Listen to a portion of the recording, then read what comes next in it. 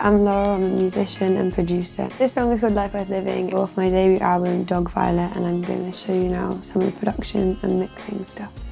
This song I wrote probably maybe a year before I actually produced it. Had a real hard time doing the production because it was the first song I produced for my album and I didn't know what style I wanted it to be in. So originally it kind of started with this guitar and just the vocals. Hands on my face, the kind of touch that made me chase him down like it's true love. So tear me up, tear me down, ooh, like it was true. Oh. And so I was kind of playing around with this guitar sound for a while. It changed a lot, and then I just started building the track up, really. After that, I would have put a piano down just because I always put a piano down to kind of build the rest of the track up anyway, just because it's easier to, you know, put it down, put all the guides over it, sing the whole song over it, and then build a track around it. Some people I know start kind of producing and they do it in section by section by section. But for me, I tend to write on the guitar or on the piano and then I produce around it. So there is a million guitars in this track actually. And I didn't record it through an amp, which I normally do, just because I remember I started recording it at my mum's house in Southampton. Just randomly one evening, I just plugged my guitar into a really old speakers and interface, and I was just jamming out on the first guitar I ever got, which is a Gibson Epoch, his first electric guitar. It was so bad, so out of tune, but somehow there was some magic that happened and it really inspired the rest of the track to be made. And so they were all re-recorded, but they've all been put through the Waves guitar amp, which is one of my personal favourites. And there's just a lot of guitars that are kind of overlapping, which is kind of what a lot of my album is, really. It's the only way I produce is just play loads of guitar.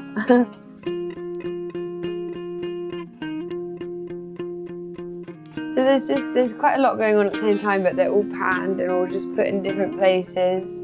But they're all got the same sort of sound, really. It's kind of like that. It's a bit baritone, a bit rough. And then this is the chorus. It's generally my way of producing. It's just putting loads of reverb on things. But also had quite a difficult time mixing this because of the nature of the songs. There's loads of reverb, loads of stuff going on which fills up a lot of space, meaning that sometimes the mix just sounds super murky and just not defined or at all. So that was a bit of a nightmare. I don't know how I got around that though, to be honest. I probably just put another compressor on it. So that's the guitars, really. And then after that, the thing that I found the most difficult in this track was the drums. Because I don't really write with a beat in mind, sometimes it's quite difficult for me to form something that I think is complementary to the track that doesn't override what I'm doing. So that took a while.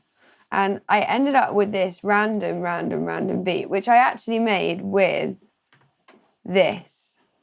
I don't know if you've ever used Drummer on Logic, but it is pretty spectacular.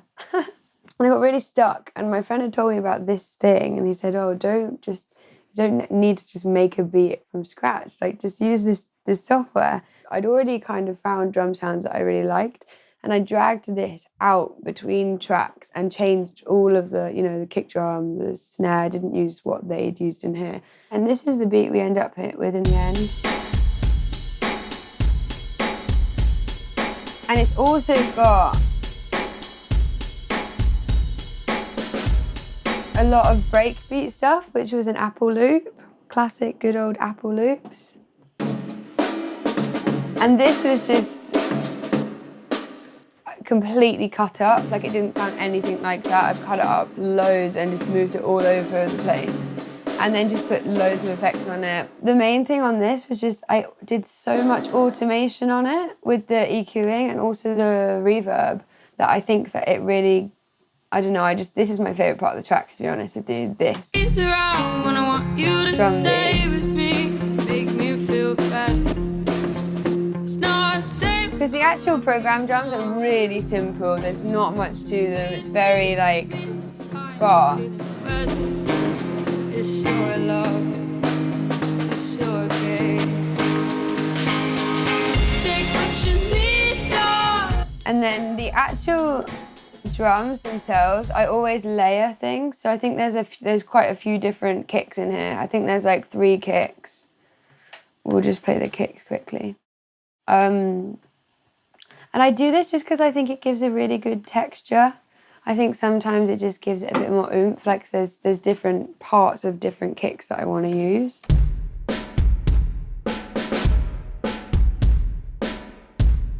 So, and actually I tried to use this kick formula and some of this kit on the rest of the other tracks in the album just to give it a bit of continuity before I put live drums on it, because these are all underneath them.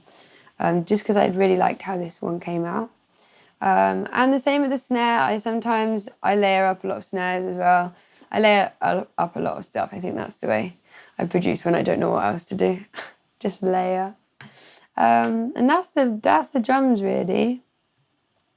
The bass is actually, the rest of the bass is probably all real bass because I've got a nice new bass now. But this bass is just MIDI bass and it sounds really bad when you solo it. I'll play it to you.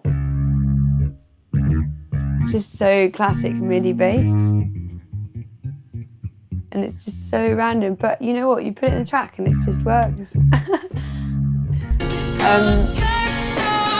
Piano, I always use exactly the same piano. It's on Contact.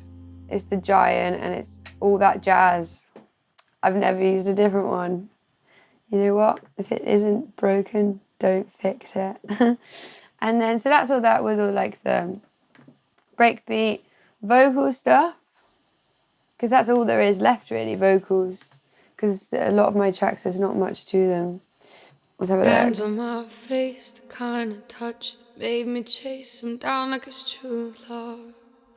With the vocal, I just experiment loads. That's the main thing that I'm doing with all of this, but especially the vocals. Once I've got the main melody and the lyrics, I'll put the guide in. And then everything else is just experimenting. And then just harmonies. I love singing harmonies. Take what you need, darling, I'm just here for you. But that's all experimentation really. There's no like formula. You just start singing and see what works. And that's mainly like all of the production I do, all of the writing I do is just me feeling around trying to figure out what I think sounds good. For me with the mix, the one thing I found difficult was mixing the vocal because I'm a vocalist probably above everything else I played. So I tend to want to mix my vocals really loud. And mixing vocals is also, everyone has a different idea of how loud a vocal should be. I love the vocal being in the forefront. When you're mixing it yourself and it's you singing, I think it's really difficult not to make it super loud, and the vocals in my records are super loud. But I like the vocal being the main part of the song. That's just how I like it. And I know there's, if you're in an indie band or you might not have the vocals loud, but that was a challenge for me, making sure the vocals, one, fit in and were clear enough. I think sometimes if they're not EQ'd right or if they're not in the right place, you miss words, it's not as clear. I don't like that either. But that was difficult. This is also probably the first song I've ever mixed. And the only reason I did originally mix this song was because I didn't have any money to get it mixed and I didn't have any money to get it mastered. And I wanted to release this song. I just left a record label and I was in a bit of a limbo time and I needed to put something out. I wanted to show some people my new music. So I was like, well, I guess I'm just gonna have to learn how to do it. And so I was like watching YouTube videos and trying to make this, which is, I think, a bit hard to mix sometimes anyway, due to like, you can hear how much reverb is everywhere. And I want it to be a really spacious track like that. So it took a while to finish, but I'm really glad that it got there in the end, as this song has shaped the whole sound of Dogviolet, my first album, as it was the first one that I did for it. Make life